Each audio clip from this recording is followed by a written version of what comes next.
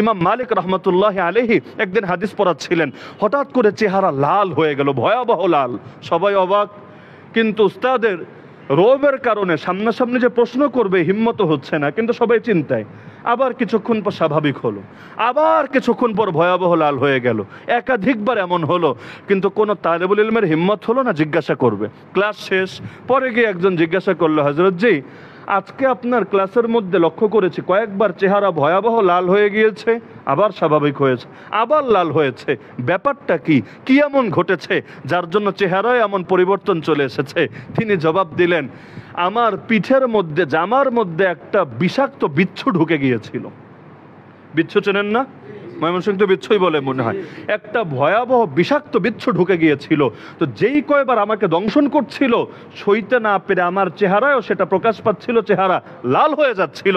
কিন্তু আমি তো আল্লাহর নবীজির হাদিস পড়াচ্ছিলাম, আল্লাহর রসুল সাল্লাল্লাহু আলাইহি ওয়াসাল্লামের হাদিস বাদ দিয়ে আমি একটা সামান্য বিচ্ছুর দিকে কিভাবে মনোযোগ দিতে পারি? আরে আল্লাহ নবীর দাম কি আমার কাছে এতটা কম হয়ে গেল যে একটা বিচ্ছু আমাকে নবীর থেকে মনোযোগ সরিয়ে দিবে? তো যার কারণে আমি বিচ্ছুর যন্ত্রণা সয়েছি, কিন্তু আল্লাহ নবী সাল্লাল্লাহু আলাইহি ওয়াসাল্লামের হাদিসের সঙ্গে কোনো বেয়াদবি করি নাই।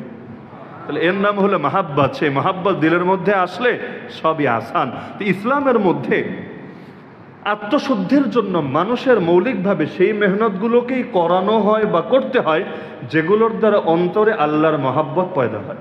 আল্লাহর মহাব্বত অনেক কারণে পয়দা হয়।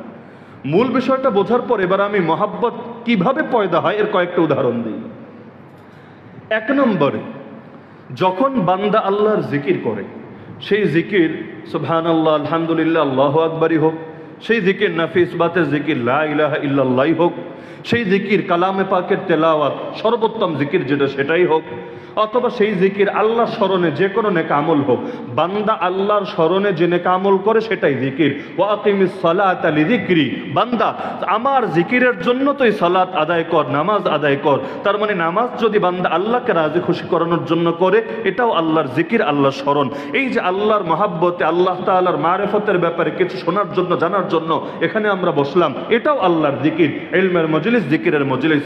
তো বান্দা যখন রবের জিকির করে, জিকিরের দ্বারা অন্তরে মহাব্বত পয়দা হতে থাকে।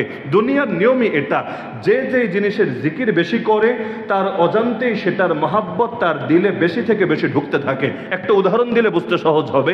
বাংলাদেশে দেখবেন যখন যেই দল ক্ষমতায় আসে, তারা তাদের মরে যাওয়া নেতাদেরকেও স্মরণীয় রাখার চেষ্টা করে।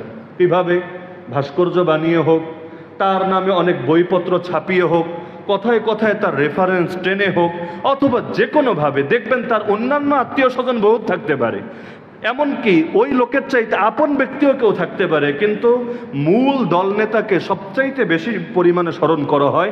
এমনকি রাষ্ট্রের টাকা দিয়ে পর্যন্ত তাদের মূর্তি, তাদের ভাস্কর্য বানিয়ে ভরে দেওয়া হয়। তারা যে মূর্তির মাসালা জানে না এমন না, ভাস্কর্যের মাসালা বোঝে না এমন না, মাসালা সমস্যা না, কিন্তু কেন করে? এটাও ভাই জিকির, জিকির, জিকির। কারণ যতবার নজর পড়বে, যতবার বইয়ের পাতায় দেখবে, যতবার তার কানে আওয়াজটা উচ্চারিত হবে, রাস্তায় রাস্তায় তার বয়ান চলবে, আর ইচ্ছায় অনিচ্ছায় কানের মধ্যে কণ্ঠটা ঢুকবে আর ঢুকবে আর ঢুকবে। কি হবে? তাদের ধারণা এর দ্বারা মহাব্বত ঢুকবে, তিনি হারিয়ে যাবেন না, তিনি অমরত্ব লাভ করবেন।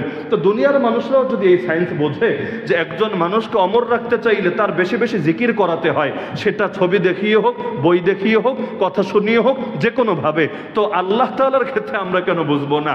আল্লাহর জিকির যে বেশি করবে তার দিলে আল্লাহর মহাব্বত বেশি থাকবে, আল্লাহর জিকির যে কম করবে তার দিলে আল্লাহর মহাব্বত কম থাকবে। মান আহাব্বা শাইআন আকসারা যিকরাহু, যে যাকে মহাব্বত করে সে তার আলোচনা এমনি বেশি করে। দেখবেন কথা বলতে বসলে আপনাকে কেউ জিজ্ঞাসা করে নেই, তাও আপনি আপনার নাতির গল্প টেনে আনছেন, আপনার মেয়ের গল্প, আপনার ছেলের গল্প, মেয়ের জামাইয়ের গল্প আপনি টেনে আনছেন। মানুষ বলে না, আরে ভাই তোমার কাছে তোমার নাতির গল্পকে জিজ্ঞাসা করলো, তোমার মেয়ে জামাই আর তোমার পুত্রের গল্প কেউ জিজ্ঞাসা করলো? জবাব সিম্পল, ভাই জিজ্ঞাসা করা লাগবে না, দিলে মহাব্বত থাকলে মুখ দিয়ে চেপে রাখা যায় না। আরে যাদের দিলে হকের মহাব্বত থাকে তাদেরকে বাতিল যতই ভয় দেখাক না কেন, আল্লাহর নাম, হকের নাম, হক্কানিয়তের নাম তাদের মুখ থেকে মেটাতে পারে না। তাদেরকে যদি বলে তোদেরকে জানে মেরে ফেলবো আল্লাহর কথা বললে, তারা বলবে যালিকা মা কুন্না নাবগি, আরে এটাই তো চাই, আমার আছে কি আল্লাহকে দেখানোর মতো? এমন নামাজ পড়তে পারি নাই যে আল্লাহকে দেখাবো, এমন রোজা রাখতে পারি নাই যে আল্লাহকে দেখাবো, কিন্তু আল্লাহ দ্বীনের জন্য তুই যদি আমার উপর জুলুম করিস এটাই হবে আমার নাজাতের জরিয়া, এটা তো আল্লাহ দেখবে। আর আশা করা যায় আল্লাহ অন্তত এটার দিকে তাকিয়ে আমারে মাফ করে দিবে।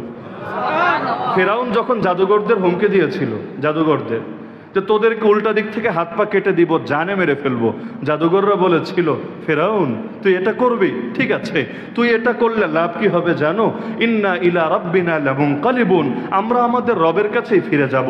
আর বিনিময়ে আশা করা যায় যেহেতু আমরা আগে ঈমান এনেছি এজন্য রব্বুল আলামিন আমাদেরকে ক্ষমাও করে দিবেন, আমাদেরকে মাফও করে দিবেন। তাহলে এই জাদুঘররা পর্যন্ত এটা বুঝে ফেলছে যে মহাব্বতের পরীক্ষায় যখন পাশ করবে, কারণ মহাব্বত কিন্তু পরীক্ষা করে বোঝার জিনিস, মহাব্বতের দাবি সবাই করতে পারে না। এই যে মুহররম আসলো, কত ইসলাম থেকে বের হয়ে গেছে এমন দল আহলে বাইতের মহাব্বতের দাবি করে, হুসাইনের মহাব্বতের দাবি করে, রাসূলুল্লাহ সাল্লাল্লাহু আলাইহি ওয়াসাল্লামের মহাব্বতের দাবি করে। তো মহাব্বতের দাবির পরীক্ষা দেওয়া লাগে। মক্কার যুগের সাহাবীদের দাম এত বেশি, একদিকে কালেমার ঘোষণা দিতেন আর একদিকে পরীক্ষা সঙ্গে সঙ্গে শুরু হয়ে যেত। তো পরীক্ষাও আসতো নগদ, পরীক্ষায় পাশও করতেন নগদ, রব্বুল আলামিন তাদেরকে পুরস্কারও দিয়ে দিয়েছিলেন নগদ। এমন এক ঈমান দিয়েছেন যেই ঈমান কোনোদিন কারোই হবে না, হওয়া সম্ভব না। তাহলে এক নম্বরে যদি আল্লাহর মহাব্বত দিলের মধ্যে হাসিল করতে চাই, বেশি থেকে বেশি আল্লাহর জিকির করা লাগবে। কতবার করা লাগবে আল্লাহ বলে দিচ্ছেন, ইয়া আইয়ুহাল্লাযীনা আমানু, হে ঈমানদাররা তোমাদের বলছি, যারা ঈমানদার না তাদেরকে না, যারা ঈমানদার তোমাদেরকে বলছি, উযকুরুল্লাহা যিকরান কাসীরা, তোমরা আল্লাহর জিকির করো, অধিক পরিমাণে করো। কত অধিক? আল্লাহর মহাব্বত লাগবে যার যত বেশি, আল্লাহর জিকিরও করবে সে তত বেশি। আল্লাহর মহাব্বত লাভ করতে চাইলে সবচাইতে বেশি কি করতে হবে? আল্লাহর জিকির। দুই নম্বরে হলো আল্লাহর স্মরণে গুনাহ ছেড়ে দিতে হবে। জীবনে আল্লাহর স্মরণে গুনাহ ছাড়ার সুযোগটা সবার সামনে আসে না, সব সময় আসে না। মনে করেন এমন একটা চাকরির অফার আসলো, সবই তো ঠিক আছে, চাকরিটা নিতে চাইলে ক্লিন শেভ হতে হবে। এতদিন পর্যন্ত আপনি এক মুষ্টি দাড়ি বানিয়েছেন, তো চাকরিটা নিতে চাইলে আপনাকে একেবারে সেই নারীদের মতো চেহারা মোবারকটা বানাতে হবে, না হলে এই চাকরি আপনাকে কিছুতেই দেবে না। এখানে এসে আপনাকে একটা পরীক্ষা দিতে হচ্ছে। একইভাবে আগে মাসালা জানতো না, এখন জানছে। কাজ করতো সুদী ব্যাংকে, মাসে ৮০,০০০ ১ লাখ টাকা বেতন, সে এখন জানতে পারছে তার জন্য এই চাকরি করা হালাল না, ১০০% হারাম, এবং এই অবস্থায় মরণ হলে হারামের মধ্যেই তার মরণ হচ্ছে। এখন তার বউ তারে বোঝাচ্ছে, আরে চাকরি যে ছাড়বা কি কইরা খাবা, এবং যেটা করবা, কাজ তো অনেকই করা যায় বাংলাদেশে, অনেক ছোট কাজে অনেক বড় ইনকাম করা যায়, কিন্তু ইজ্জত কি পাবা? এত ফ্যাসিলিটিস, এখন তো ব্যাংকের চাকরি সোনার হরিণ, তার মধ্যে আবার সপ্তাহে 2 দিন ছুটি, আরো কত হলিডে, কত কত ফিচার, কত কত আনন্দের বিষয়। একবার ছাড়বা, পরে তোমার কি হবে?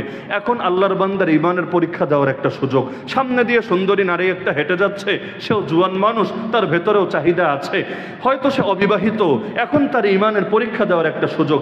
এরকম সুযোগ যতবার আসবে, একমাত্র আল্লাহর ভয়ে, বাপ জেনে যাবে, মা দেখে ফেলবে, অমুক সাক্ষী থাকবে, এগুলো না, একমাত্র আল্লাহর ভয়ে যতবার গুণগুলো ছাড়বে, আল্লাহ প্রত্যেকবার অন্তরের মধ্যে আলাদা আলাদা ঈমানের মজা ঢালতে থাকবেন। হাদিসের মধ্যেও আছে যে আল্লাহর ভয়ে বদ নজর ছেড়ে দেবে। সে একটা নারীর দিকে তাকাতে সক্ষম, হয়তো কেউ এটাকে দূষণীয় হিসেবেও দেখবে না, মোবাইলের মধ্যেই কত নারী আছে এগুলোকে বসে বসে দেখবে, কিন্তু আল্লাহর ভয়ে সে নজরটাকে